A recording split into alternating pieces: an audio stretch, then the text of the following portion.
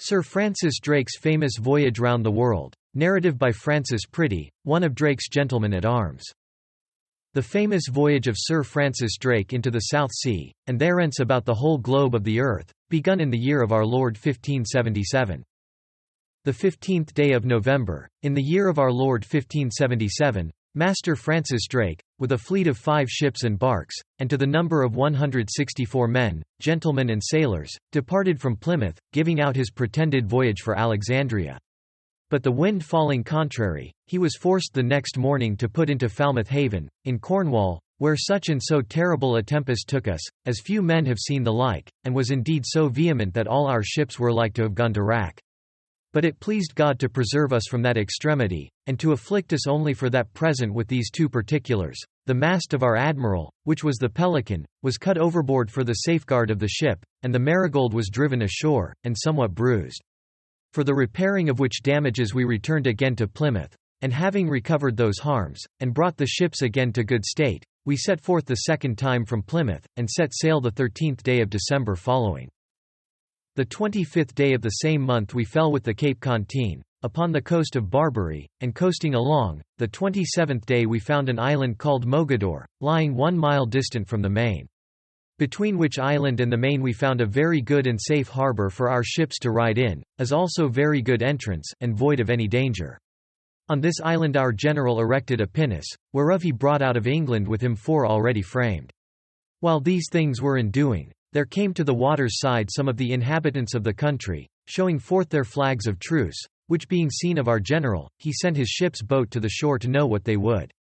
They being willing to come aboard, our men left there 1 man of our company for a pledge, and brought 2 of theirs aboard our ship, which by signs showed our general that the next day they would bring some provision, as sheep, capons, and hens, and such like.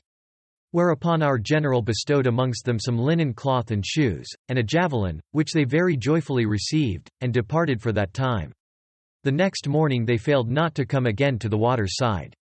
And our general again setting out our boat, one of our men leaping over rashly ashore, and offering friendly to embrace them, they set violent hands on him, offering a dagger to his throat if he had made any resistance, and so laying him on a horse carried him away. So that a man cannot be too circumspect and wary of himself among such miscreants. Our pinnace being finished, we departed from this place the 30th and last day of December, and coasting along the shore we did descry, not contrary to our expectation, certain canters, which were Spanish fishermen, to whom we gave chase and took 3 of them. And proceeding further we met with 3 carvels, and took them also. The 17th day of January we arrived at Cape Blanco, where we found a ship riding at anchor, within the cape, and but 2 simple mariners in her.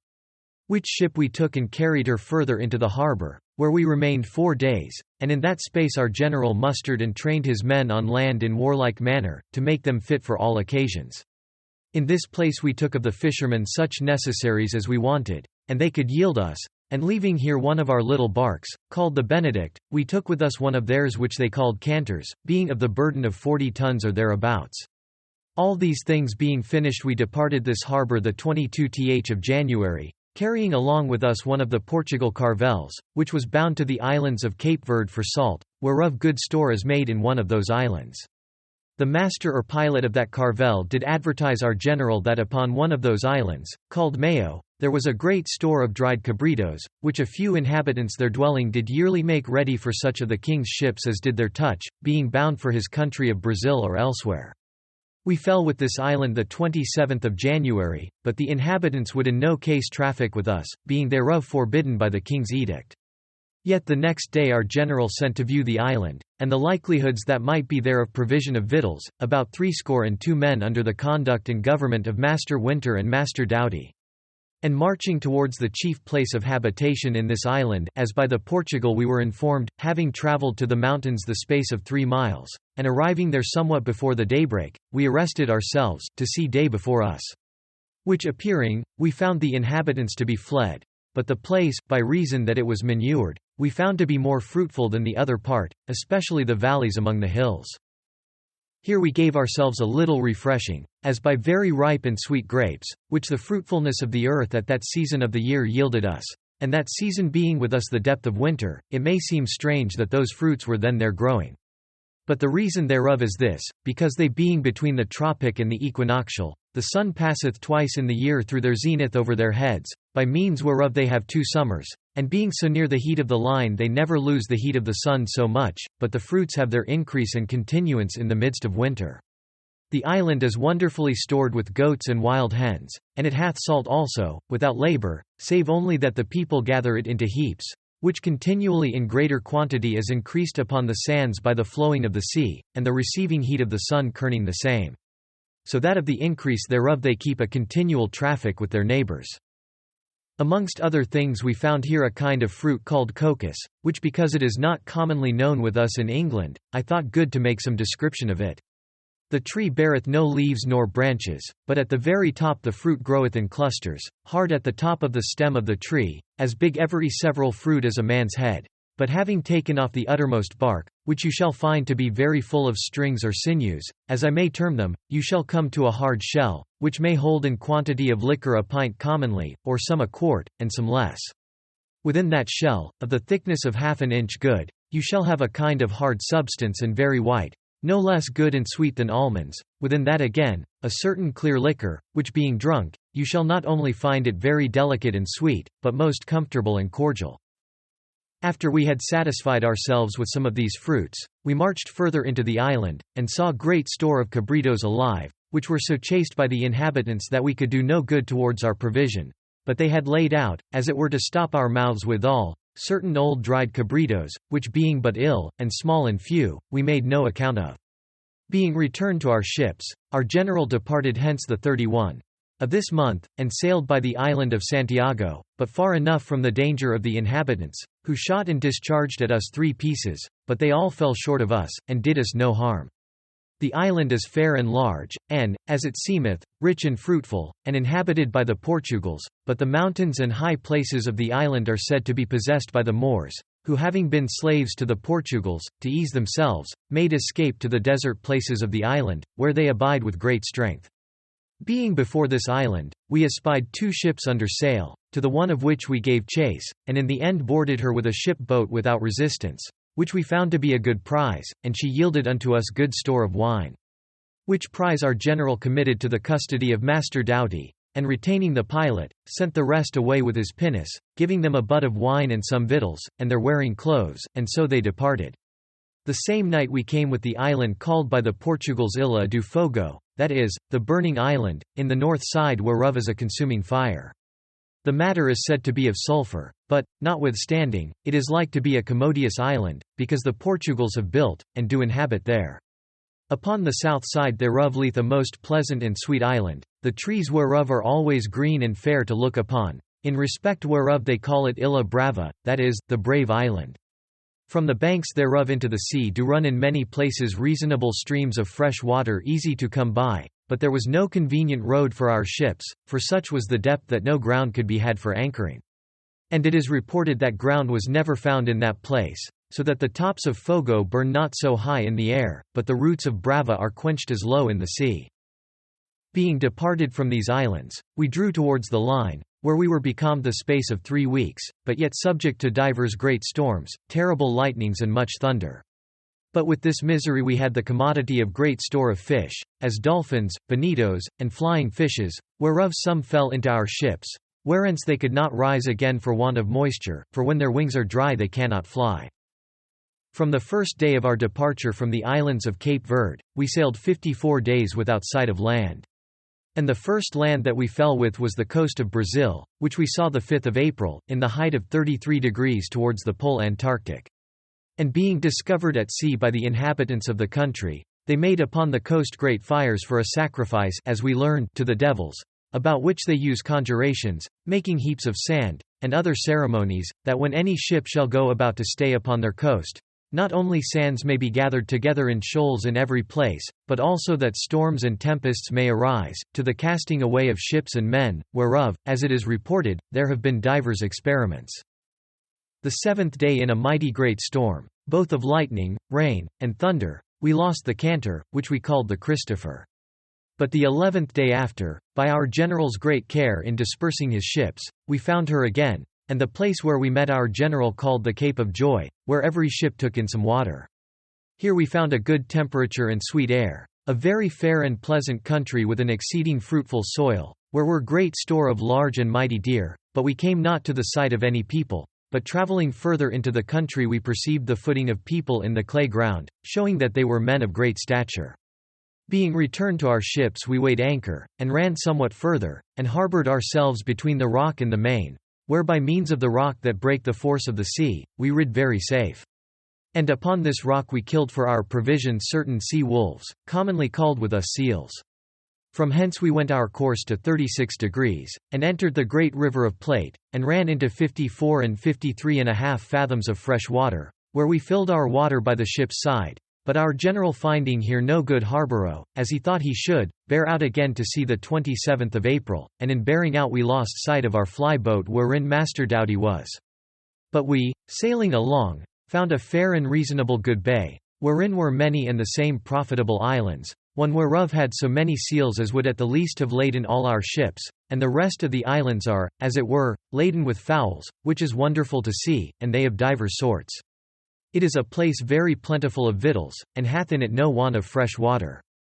Our general, after certain days of his abode in this place, being on shore in an island, the people of the country showed themselves unto him, leaping and dancing, and entered into traffic with him, but they would not receive anything at any man's hands, but the same must be cast upon the ground. They are of clean, comely, and strong bodies, swift on foot, and seem to be very active. The 18th day of May, our general thought it needful to have a care of such ships as were absent, and therefore endeavouring to seek the fly boat wherein Master Doughty was, we espied her again the next day. And whereas certain of our ships were sent to discover the coast and to search an harbour, the Marigold and the Cantor being employed in that business, came unto us and gave us understanding of a safe harbour that they had found. Wherewith all our ships bare, and entered it, where we watered and made new provision of victuals, as by seals, whereof we slew to the number of 200 or 300 in the space of an hour. Here our general and the admiral rid close aboard the fly boat, and took out of her all the provision of victuals and what else was in her, and hauling her to the land, set fire to her, and so burnt her to save the iron work. Which being a-doing, there came down of the country certain of the people naked, saving only about their waist the skin of some beast, with the fur or hair on, and something also wreathed on their heads. Their faces were painted with divers colours, and some of them had on their heads the similitude of horns, every man his bow, which was an ell in length, and a couple of arrows. They were very agile people and quick to deliver, and seemed not to be ignorant in the feats of wars, as by their order of ranging a few men might appear. These people would not of a long time receive anything at our hands, yet at length our general being ashore, and they dancing after their accustomed manner about him, and he once turning his back towards them, one leapt suddenly to him, and took his cap with his gold band off his head, and ran a little distance from him, and shared it with his fellow, the cap to the one, and the band to the other. Having dispatched all our business in this place, we departed and set sail. And immediately upon our setting forth we lost our Cantor, which was absent 3 of 4 days, but when our general had her again, he took out the necessaries, and so gave her over, near to the Cape of Good Hope. The next day after, being the 20th of June, we harboured ourselves again in a very good harborough, called by Magellan, Port St. Julian, where we found a gibbet standing upon the main, which we supposed to be the place where Magellan did execution upon some of his disobedient and rebellious company. The 22nd day our general went ashore to the main, and in his company John Thomas, and Robert Winterhier, Oliver the master gunner, John Brewer, Thomas Hood, and Thomas Drake. And entering on land, they presently met with 2 or 3 of the country people. And Robert Winterhier having in his hands a bow and arrows, went about to make a shoot of pleasure, and, in his draught, his bowstring brake, which the rude savages taking as a token of war, began to bend the force of their bows against our company, and drove them to their shifts very narrowly. In this port our general began to inquire diligently of the actions of Master Thomas Doughty, and found them not to be such as he looked for, but tending rather of contention or mutiny, or some other disorder, whereby, without redress, the success of the voyage might greatly have been hazarded. Whereupon the company was called together and made acquainted with the particulars of the cause, which were found, partly by Master Doughty's own confession, and partly by the evidence of the fact, to be true. Which when our general saw, although his private affection to Master Doughty, as he then in the presence of us all sacredly protested, was great, Yet the care he had of the state of the voyage, of the expectation of Her Majesty, and of the honour of his country did more touch him, as indeed it ought, than the private respect of one man. So that the cause being throughly heard, and all things done in good order as near as might be to the course of our laws in England, it was concluded that Master Doughty should receive punishment according to the quality of the offence. And he, seeing no remedy but patience for himself, desired before his death to receive the communion, which he did at the hands of Master Fletcher, our minister, and our general himself accompanied him in that holy action. Which being done, and the place of execution made ready, he having embraced our general, and taken his leave of all the company, with prayers for the Queen's Majesty and our realm, in quiet sort laid his head to the block, where he ended his life.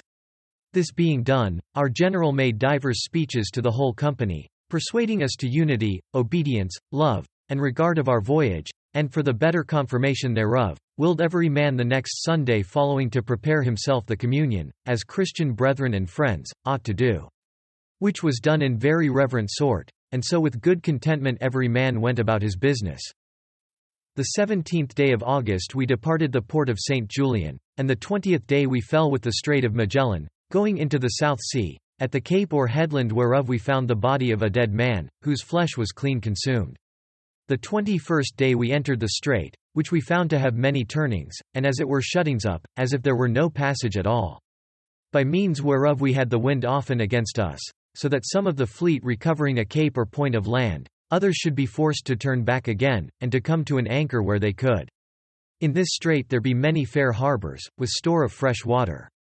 But yet they lack their best commodity, for the water there is of such depth, that no man shall find ground to anchor in, except it be in some narrow river or corner, or between some rocks, so that if any extreme blasts or contrary winds do come, whereunto the place is much subject, it carrieth with it no small danger. The land on both sides is very huge and mountainous, the lower mountains whereof, although they be monstrous and wonderful to look upon for their height, yet there are others which in height exceed them in a strange manner, reaching themselves above their fellows so high, that between them did appear 3 regions of clouds. These mountains are covered with snow. At both the southerly and easterly parts of the strait there are island, among which the sea hath his indraft into the straits, even as it hath in the main entrance of the fret. This strait is extreme cold, with frost and snow continually. The trees seem to stoop with the burden of the weather, and yet are green continually, and many good and sweet herbs do very plentifully grow and increase under them. The breadth of the strait is in some places a league, in some other places 2 leagues and 3 leagues, and in some other 4 leagues, but the narrowest place hath a league over. The 24th of August we arrived at an island in the straits, where we found great store of fowl which could not fly, of the bigness of geese, whereof we killed in less than 1 day 3,000, and victualled ourselves throughly therewith. The 6th day of September we entered the South Sea at the cape or head shore. The 7th day we were driven by a great storm from the entering into the South Sea, 200 leagues and odd in longitude, and 1 degree to the southward of the strait, in which height, and so many leagues to the westward, the 15th day of September, fell out the eclipse of the moon at the hour of 6 of the clock at night. But neither did the ecliptical conflict of the moon impair our state, nor her clearing again amend us a whit, but the accustomed eclipse of the sea continued in his force, we being darkened more than the moon 7-fold. From the bay which we called the Bay of Severing of Friends, we were driven back to the southward of the straits in 57 degrees and a tierce, in which height we came to an anchor among the islands, having there fresh and very good water, with herbs of singular virtue. Not far from hence we entered another bay, where we found people, both men and women, in their canoes naked, and ranging from one island to another seek their meat, who entered traffic with us for such things as they had. We returning hence northward again, found the 3rd of October 3 islands, in one of which was such plenty of birds as is scant credible to report. The 8th day of October we lost sight of one of our consorts, wherein Master Winter was, who, as then we supposed, was put by a storm into the straits again. Which at our return home we found to be true, and he not perished, as some of our company feared. Thus being come in to the height of the straits again, we ran, supposing the coast of Chile to lie as the general maps have described it, namely northwest, which we found to lie and trend to the northeast and eastwards. Whereby it appeareth that this part of Chile hath not been truly hitherto discovered, or at the least not truly reported, for the space of 12 degrees at the least, being set down either of purpose to deceive, or of ignorant conjecture.